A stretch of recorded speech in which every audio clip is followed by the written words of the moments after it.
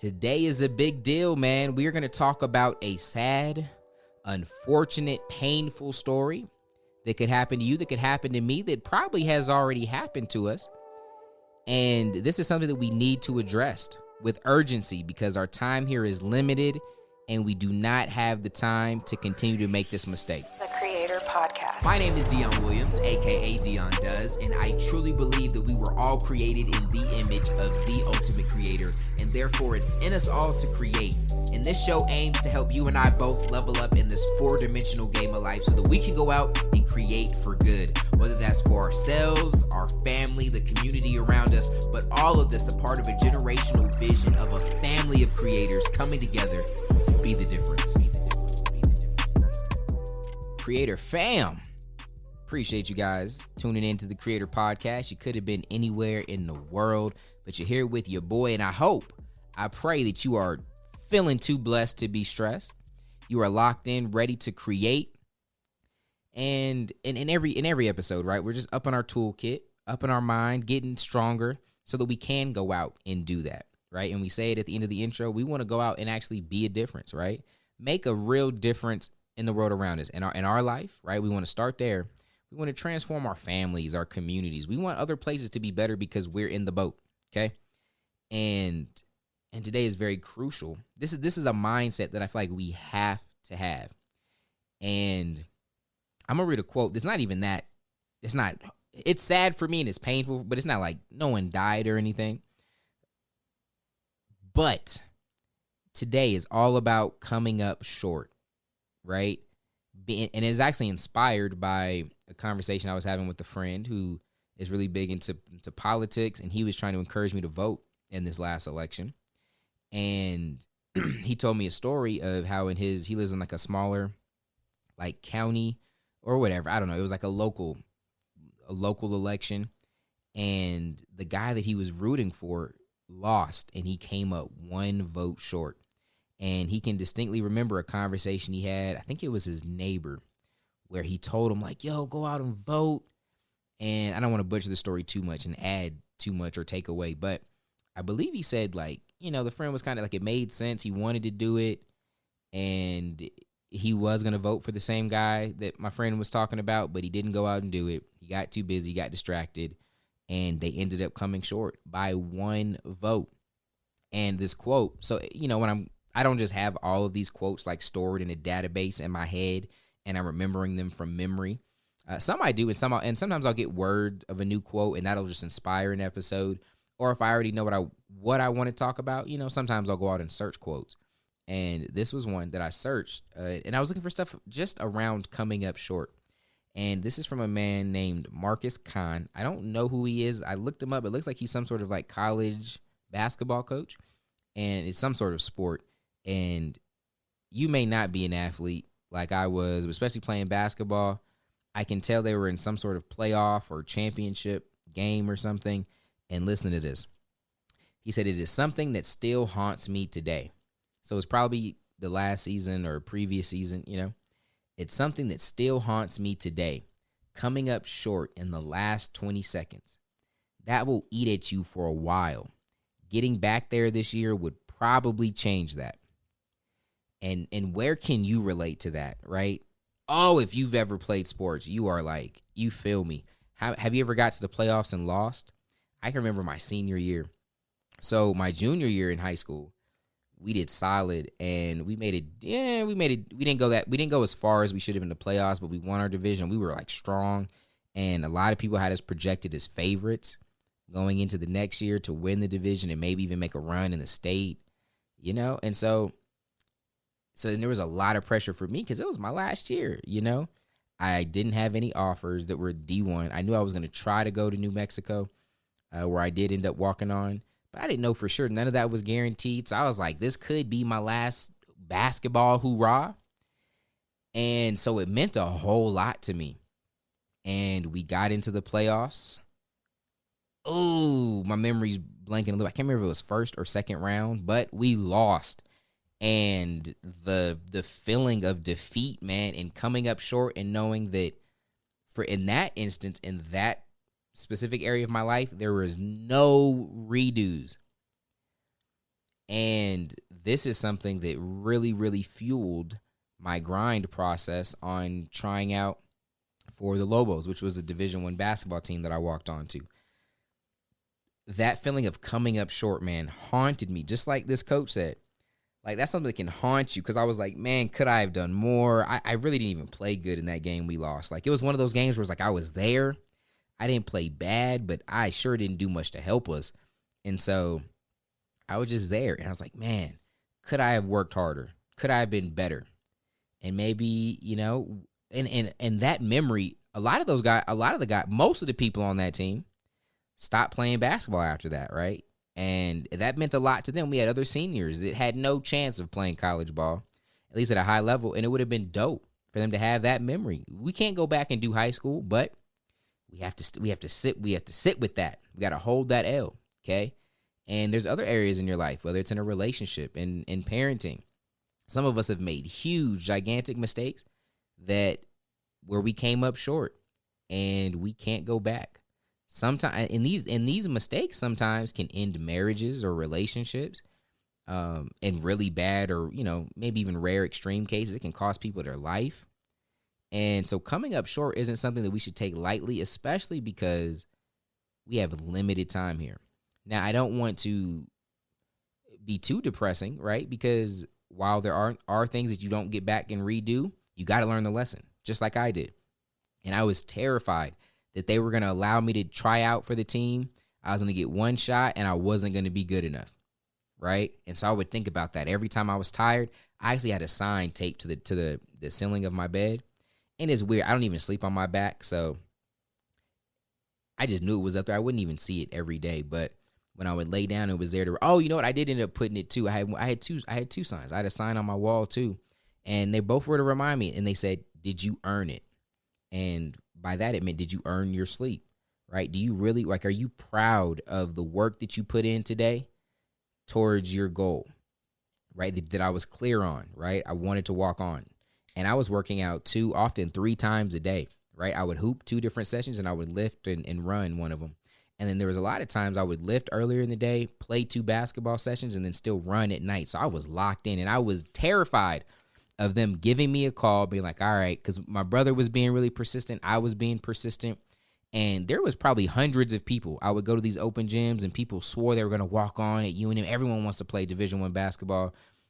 Even ninjas that didn't want to play basketball, they saw how crazy the girls were about ninjas that played basketball. They start practicing, right? So everyone wanted to walk on. They had 2 walk-ons that year, me and another guy. And the other guy basically he didn't have to walk on. He basically was given, it was like, when they have a scholarship, or they have everyone and they want to give out scholarships, but they're one scholarship short. He walked on that kind of way, right? So he was someone they were going to give an offer to. They just didn't have it. So I had to walk on, and I remember my brother being annoying and being like, yo, we're going to get this. He was showing up. Before I even moved out there, he was taking my high school film up there and showing it to him. And my high school film wasn't great. And so I knew that they weren't going to be blown away. If in the event they gave me a shot, I had to ball out. And that's what happened. Funny story. I do remember this part. I was driving. I had some music blasting, and I got a call from someone. And I feel like he asked, like, who is this? He was like, Dion? I was like, who's this? And he was like, who is this? I was like, yo, you called me.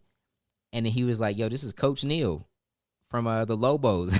And I kind of said it too, like, yo, who is this? Like, you called me, Ninja. And he was like, this is Coach Neal. I was like, oh, snap. I turned the volume down. I was like, put on my proper voice, like, yo, sir, thank you for calling. And he was like, yo, we saw your stuff. You get one shot. We're going to have practice at this day.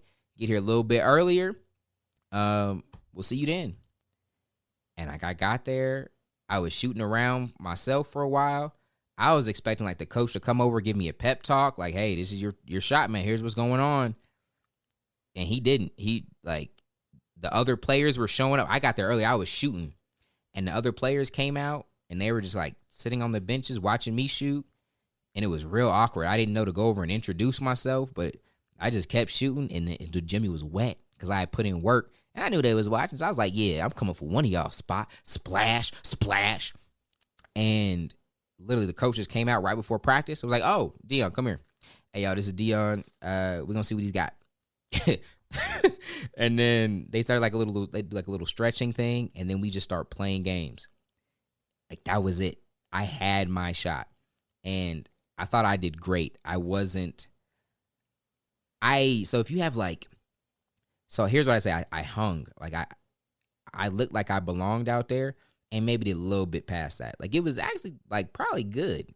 Like for a walk on, like there was no turnovers. It was great defense. I know I pulled up last second from about to getting dunked on. It was different. I had never played basketball. Here's the thing. I had never played basketball at that level. Like I had been to some really good open gyms, even the ones where a bunch of people are from overseas, or they played pro over here, they played D1 over there. So I was comfortable with the talent level, but it just moved at a different speed. So much was on the line for me. Think about that, right? Like at that time I wanted to be in the NBA, and I knew this was the next step. I knew that the amount of people that walked on to Division I schools was low. And this wasn't like they didn't have I had saw something where UCLA had almost like a tryout. We didn't have a tryout. We bugged them. And I think to shut us up, they're like, all right, come by. You probably suck anyway. And so for me, this was like the Super Bowl of my life. Was I nervous? Heck yeah. But I felt prepared, because that terrifying feeling of coming up short haunted me. And the days where I laid down and I knew I didn't do enough, I looked at that sign, I got the fluff up and did more work. And just committing to that and being afraid of coming up short allowed me to hang, man. I do remember my first pick and roll. I came off, I was ready to shoot. I was like, I'm not scared. It's a heat check, right? Came off a screen, pulled up, was about to shoot, saw a clean little dime. I bounced past it. It was my dude Kim. He was like 280, 6'10", like a big mother fluffer. He caught it, cocked back, slammed that ball so hard. I was like, oh, we're playing basketball. Like the ninjas at the open gym don't dunk it like that. Even the past overseas guys, like it's a different energy. Like at that level, no one is playing in those pickup games to get their mama out the hood, right? No one is trying to earn a starting spot because they think they got to get to the NBA because that's the only chance they feel of fixing their family situation, right? So this was a different level for me. And then after that, I kind of settled in and I just played, and I fell to my level of preparation. And then I'm a little hazy off of the stuff that happened right after the meeting. But it was cool. Basically, they were like, hey, come back again. And then I was getting fitted for shoes, and I was on the team. I had to wait a little bit longer because I had some stuff I had to do with Clearinghouse. But after that, like I was on the team, and it was crazy. And I know for a fact, had I have not slaved, had I gone into that tryout as the same person that they saw on those tapes, I wouldn't have been able to hang, man. And I didn't know that the shot was coming. And some of you guys, right? You want to be an entrepreneur. You want to be an athlete, right? You want to be a parent, whatever it may be, right? You're going to have your shot. And the scary, fluffed up part is you might only get one, depending on the area you're in, right? And what it is exactly. With high school, there was no do-overs. Often in relationships, hopefully there's a do-over, but you can mess things up bad enough in your relationship where there's no going back from it. And so I want us to have the ability to realize that we can create, and even in that bad situation, it's not a death sentence, it's not over. We can overcome, and hopefully we learn from that, but that's not our goal. Our goal isn't to just say, I'm going to keep failing and keep learning. As I was looking up some of the quotes, there were some of those quotes, like, it was almost like embracing coming up short. And I think it's great in that moment when it's official. Like, all right, no, I don't know what's going to happen with this election, right? But if Trump really lost, at some point he's going to have to be like, all right, the gig's up. I lost. It's over. Okay? Or maybe it's Biden too, right? I lost. And sometimes we have to admit defeat because it has happened. And in that moment, yes, I want you to embrace it and move past it and do what you can. But before the defeat happens, I need y'all to fight. I need y'all to fight for your marriage. I need y'all to fight for your business. I need you to fight for the career that you want to build, whatever it may be, okay? And so listen to Marcus Kahn, who says it's something that still haunts me today. I don't know how long it was. I didn't research it. But coming up short in the last 20 seconds, that will eat at you for a while. And he's hoping he can erase it, by saying getting back there this year would probably change that. But let's not play for that. All right, let's think about what's happening in your life and where you refuse to come up short.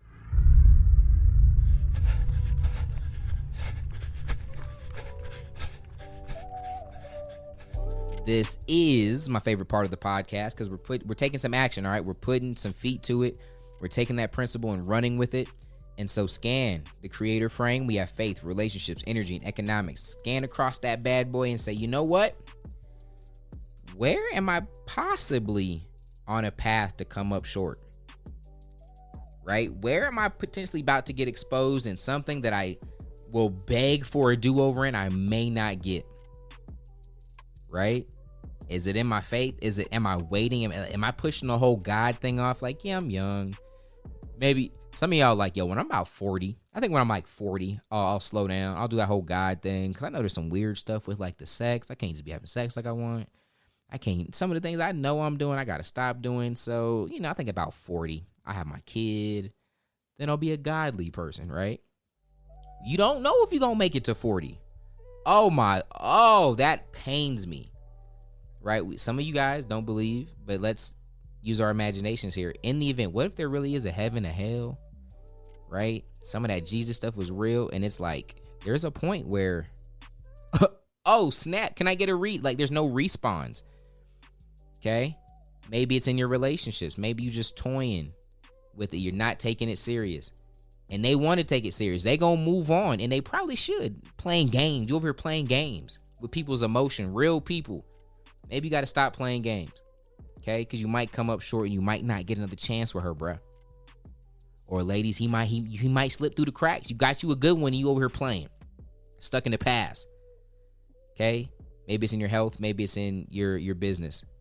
But or your pockets, your career, whatever it may be, please, I beg you, let's create our way to a dub. Let's not come up short. Because in this limited time that we have here, there are not always redos, and I do not want you guys living with that. I have things, just like my man saying it haunts him to this day. I told you guys a good story, and that's why we got plenty more podcasts to go, but man, there's stuff where I was like, I was not the person I needed to be, right? I was not the leader I needed to be in my business. I was not the husband I needed to be. I was not the father I needed to be. And you want do-overs. You might not always get them.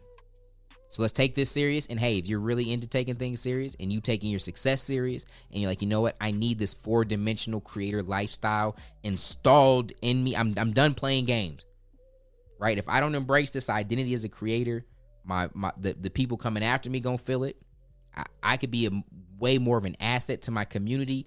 I'm willing to take this serious, Dion. If you are all in, I need you to go to thecreatorjourney.com. That is, out of all the areas on the internet, every single website, thecreatorjourney.com is the number one place that you need to be if you are serious about a 4-dimensional lifestyle. So definitely check that out. I love you guys. You guys are amazing. Before I go, I'm about to drop this text blast, man. I was supposed to do it last episode and I didn't. Okay. So if you want to join my daily text blast, you want to get inspiration, motivation sent straight to your phone and cool, nice little bite size, text messages, or either 1 minute like audios I'll send sometimes, and quotes or pictures, you need to text hashtag podcast to the number 1-505-596-3918. If you're listening to this somewhere where there's a description, it'll be in the description as well. But one more time, because you ain't gonna rewind, and I want you to get this.